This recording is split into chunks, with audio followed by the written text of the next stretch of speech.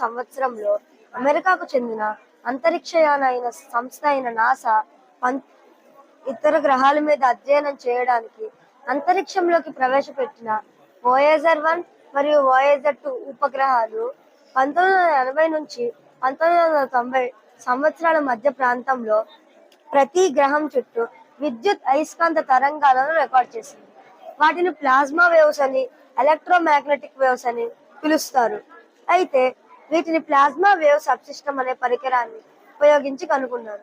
తరువాత శాస్త్రవేత్తలు ఈ వైబ్రేషన్లని సౌండ్లుగా మార్చినప్పుడు అలా వచ్చే శబ్దం అచ్చంగా ఓంకారాన్ని పోలి ఉన్నట్లుగా గమనించారు. దీన్ని బట్టి మనం చూస్తే ఓంకారం అనేది కేవలం ఒక శబ్దం కాదు, ఈ సమస్త విశ్వం ముందు దాక్కున్న ఒక వైబ్రేషన్ అని అర్థమవుతుంది. అలాంటి దివ్యమైన ఓంకారాన్ని మానవుడు సాధన చేస్తే ఆ విశ్వశక్తి మానవుడిలోకి ప్రవేశిస్తుంది. జై సాయిరామ్.